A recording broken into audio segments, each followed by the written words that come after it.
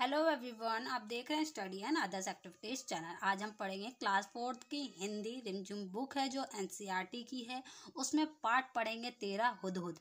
देखिए, कल मैंने इस चैप्टर को एक्सप्लेन किया था, आज इसका सेकंड पार्ट है। हम इसमें क्वेश्चन आंसर्स करेंगे। तो देखिए, आपका फर्स्ट क्वेश्चन है, तुम्हारी समझ प्रश्न का।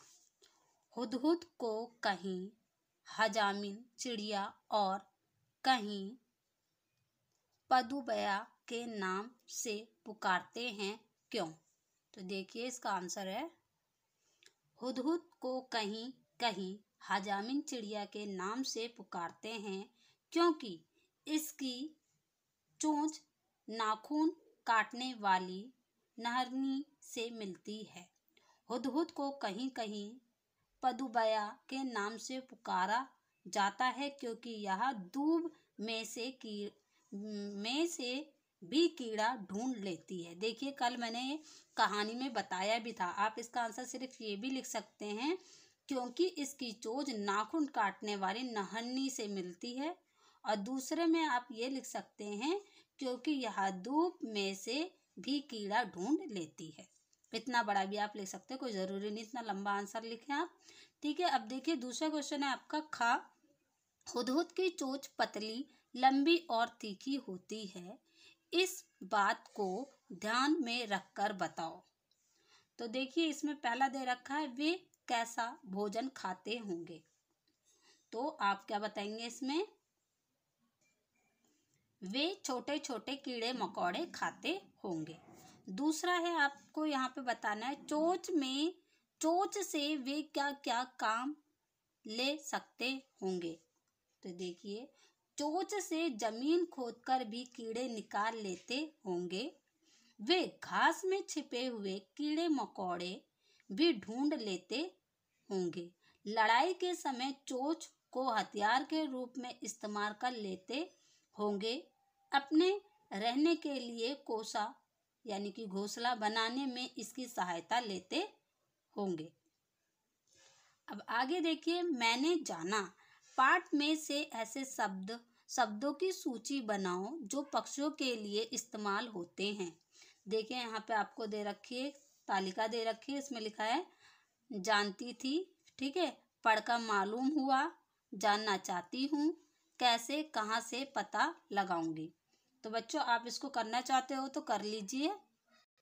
बच्चों, ये तालिका आपको अपनी कॉपी में भी बनानी है, तो आप लोग इसको खुद करिएगा, ये नहीं मैं बताऊंगी। आगे देखिए, पहचाने कैसे प्रश्न का। अगर तुम्हें हुदहुद को पहचानने में किसी की मदद करनी है तो तुम उसे कौन सी बातें बताओगे? 4-5 वाक्यों में लिखो। तो देखिए बच्चों, आपको किसी की हेल्प करनी है पहचानने में हुदहुद को, तो आप किस तरीके से बताएं। हुदहुद का सारा शरीर रंग बिरंगा और चटकीला होता है, हमने पीछे पढ़ा है पाठ में। उसके पंख काले होते हैं, उन पर मोटी सफेद धारियां होती हैं।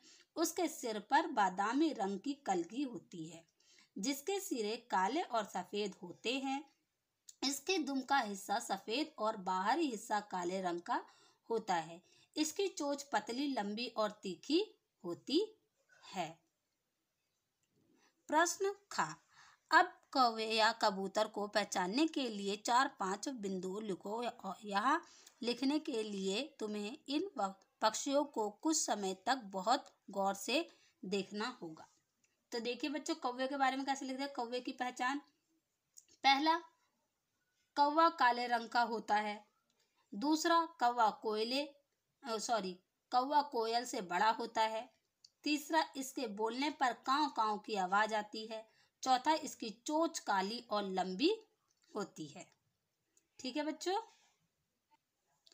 तरह तरह के नाम। तुम्हारे आसपास कौन कौन से पक्षी पाए जाते हैं, उनके नामों की सूची बनाओ। तुम्हारे और तुम्हारे दोस्तों के घर की भाषा में इन्हें क्या कहते हैं। जिन पक्षियों के नाम तुम्हें पता नहीं है, उनके नाम तुम्हें पता करने होंगे। देखिए बच्चों, आपके आसपास जो पक्षी हैं, आपको जो नाम पता है वो लिखिए। जिनके नाम नहीं पता है तो आप अपने घर वालों से पूछ के यहाँ पे नाम लिखेंगे। जैसे मेरे आसपास क्या होता है, कबूतर है। देखिए बच्चों, मेरे आसपास कबूतर दिखाई देता है, कौवा दिखाई देता है, गौरैया दिखाई देती है, कोयल, तोता, बगुला और भी बहुत सारी चिड़िया दिखाई देती है जिनके नाम मुझे नहीं पता है, तो मैंने नहीं लिखे। मुझे इतना पता तो मैंने लिख दिए। बातचीत। तुमने हुदूद से जुड़ी एक कहानी पढ़ी है, उस कहानी को बातचीत के रूप में लिखो। नीचे हमने इस बातचीत को तुम्हारे लिए शुरू कर दिया है। जैसे शाह सुलेमान, अरे भाई गिद्ध, जरा मेरी बात तो सुनो। तो देखिए यहाँ पे कवि आपको कहानी दी है, उन्होंने कहानी शुरू कर दी। आपको ये कहानी आगे बढ़ानी है, ठीक है। तो बच्चों आपने ये कहानी पढ़ी थी, अब आपको इसको आगे बढ़ाना है, ठीक है बच्चों। तो आप ये करिएगा, अपने दोस्तों के साथ नाटक करके देखिए, बातचीत करिएगा, फिर इसको करिएगा आप। रंगारंग का, हुदहुद का सारा शरीर रंग बिरंगा और चटकीला होता है। हुदहुद का रंग चटकीला बताया गया है। रंग कैसे हैं यह बताने के लिए कुछ शब्दों का इस्तेमाल किया जा सकता है, जैसे फीके रंग, चटकीले रंग आदि। बताओ कि ऐसे रंग किन किन चीजों के होते हैं। रंग का नाम, इस रंग की चीजों के नाम। तो देखिए यहाँ आपको रंग का नाम, जैसे गहरा, गहरा क्या हो सकता है, चीजें क्या हो सकती है, पत्तियों का रंग गहरा होता है, कौवे का रंग गहरा होता है, भालू का रंग गहरा होता है। फीका क्या हो सकता है, आसमान फीका होता है, मिट्टी भी फीकी होती है।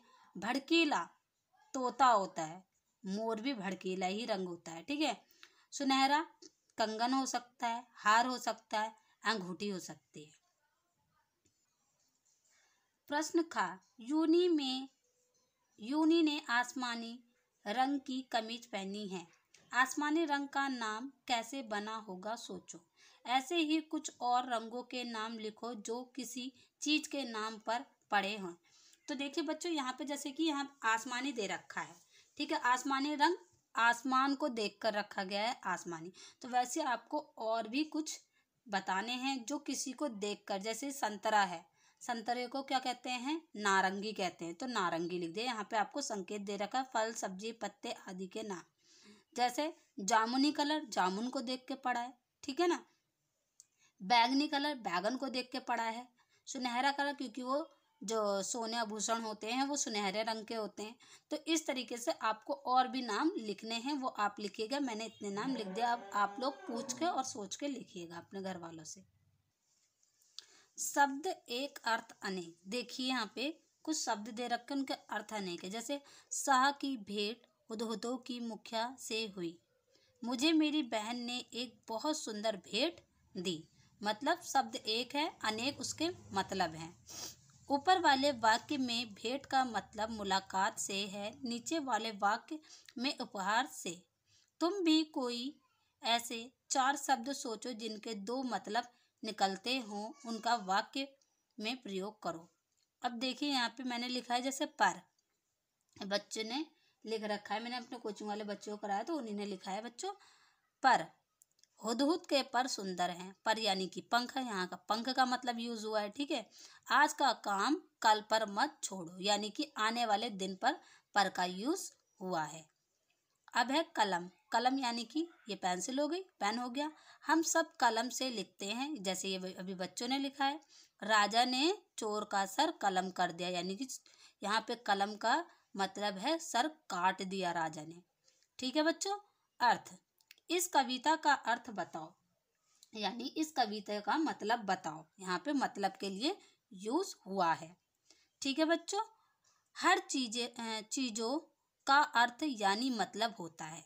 देखिए हर एक चीज का अर्थ यानी कि मतलब होता है। पत्र, राधा ने पत्र लिखा। यहाँ पे पत्र लिखने के लिए इस्तेमाल किया गया है पत्र का, ठीक है। आम का पत्र पूजा के काम आता है। अब यहाँ पे देखिए पूजा के काम आया, आम का पत्र यानी कि पत्ता पूजा के काम आता है, यानी 2 मतलब हो गए ना हर एक चीज के। नाम, हुदहुद एक बहुत ही सुंदर पक्षी है। हुदहुद और पक्षी दोनों को ही हम संज्ञा कहते हैं। अब नीचे दी गई तालिका को आगे बढ़ाओ।